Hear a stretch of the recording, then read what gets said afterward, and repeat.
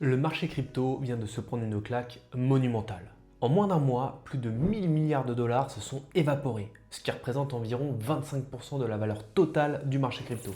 Bitcoin a chuté sous les 100 000 dollars, ce qui n'était pas arrivé depuis 180 jours. Ethereum a perdu presque 30% de sa valeur, et même des projets solides, comme par exemple Solana, plongent de plus de 30%. À ce moment-là, on est en droit de se poser certaines questions. Qu'est-ce qui s'est passé? Est-ce la fin du bull run? Ou bien juste des soldes avant Noël?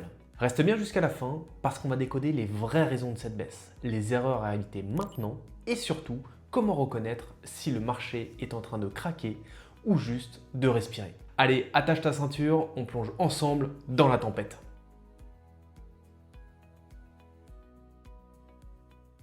Ok, maintenant qu'on a posé le décor, parlons chiffres.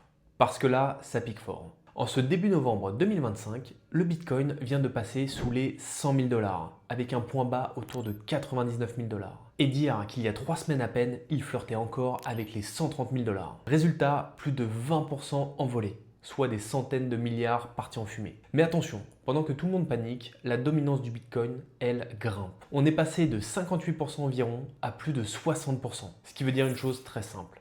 Les altcoins souffrent encore plus. Ethereum, c'est plus de 30% de pertes. Solana, BNB et XRP, c'est encore pire. Et les stablecoins, eux, explosent. USDT et USDC voient leur volume bondir de plus de 30% en 24 heures. Traduction, la foule court se réfugier dans le cash digital. Le Fear and Greed Index, en chute libre. On est passé d'une euphorie à 62 à une peur panique à 20. Et tout ça en moins d'un mois. Et sur les plateformes, là, c'est la boucherie.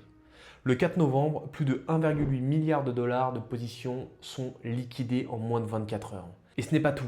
À peine un mois plus tôt, on a vu un record historique de liquidation avec 19 milliards liquidés après les annonces de Trump sur les frais de douane chinois. Alors forcément, tu te dis, mais pourquoi tout le monde panique d'un coup? C'est ça le piège classique. Quand tout monte, tout le monde pense que ça ne s'arrêtera jamais.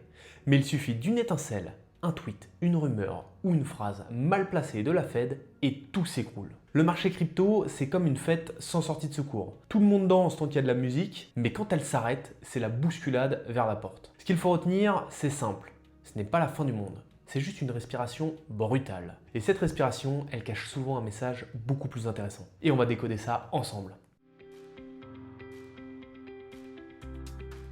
Bon, maintenant qu'on a vu les dégâts, passons à la question que tout le monde se pose. Pourquoi le marché crypto souffre-t-on? Il y a 3 gros déclencheurs derrière tout ça. Le premier déclencheur, c'est la macro. La Fed vient d'annoncer qu'elle ne comptait pas forcément baisser les taux tout de suite.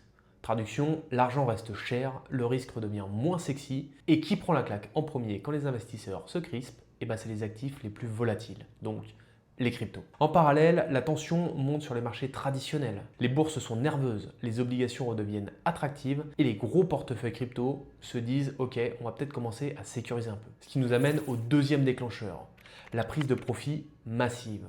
Après un début d'année 2025 bien positif sur le marché crypto, certains gros investisseurs n'ont pas attendu que la musique s'arrête et ils ont déjà commencé à encaisser leurs gains avant Noël. Et quand les Wells commencent à vendre, le marché, lui, s'emballe, mais dans l'autre sens. Résultat, les positions à levier sautent, les unes après les autres, déclenchant plus d'1,8 milliard de dollars de liquidation le 4 novembre.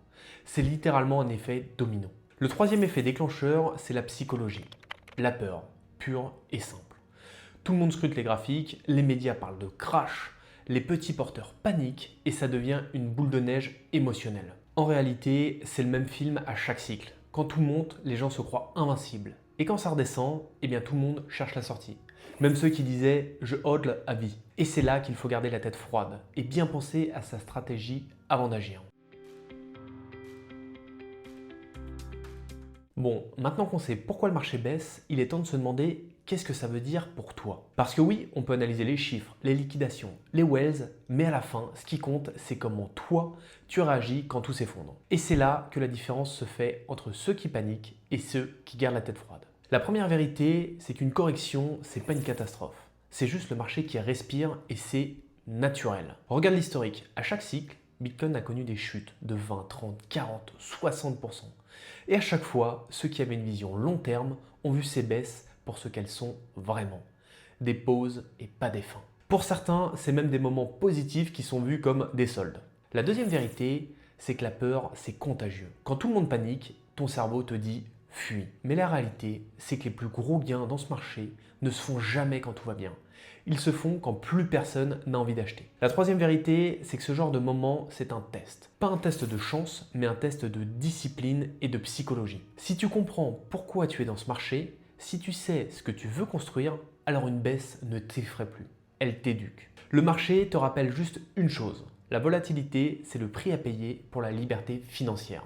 Et c'est exactement pour ça qu'on est là, pas vrai? Alors respire, garde la tête froide et souviens-toi, les tempêtes font peur. Mais si tu restes concentré sur tes objectifs long terme et que tu tiens bon, tu en ressortiras encore plus fort. Ok, on a vu les dégâts, on a compris les causes et on sait maintenant comment garder la tête froide. Alors la question que tout le monde se pose, et maintenant, on va où? Et à cette question, il y a 3 scénarios qui sont possibles. Le premier scénario, c'est que le marché trouve son plancher. Bitcoin se stabilise autour de 95 000, 100 000 dollars, les liquidations ralentissent et la peur retombe petit à petit. Dans ce cas, on aura une phase de consolidation. Le marché souffle, les investisseurs reprennent confiance et on prépare peut-être la prochaine jambe haussière. Le deuxième scénario, c'est qu'on casse les supports. Si Bitcoin passe durablement sous les 95 000 dollars, on pourrait plonger vers 80 voire 70 000 dollars. Ce serait brutal mais pas absurde. Rappelle-toi, chaque bull run a ses corrections profondes. Ça permet de nettoyer les excès, d'éliminer les positions à levier et ça redonne une bonne santé au marché. Enfin, le troisième scénario, c'est le faux rebond.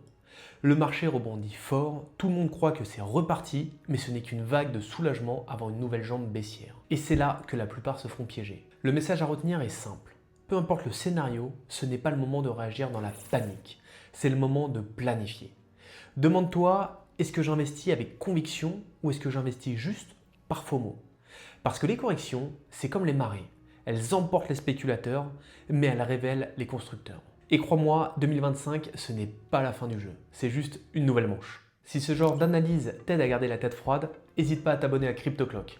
Parce qu'ici, on avance ensemble dans cet univers passionnant des cryptos. Je te dis à très vite pour la suite, et surtout reste curieux, reste prudent, et comme j'aime le dire, dans le monde des cryptos, tout évolue à une vitesse folle, alors reste à l'heure avec CryptoClock.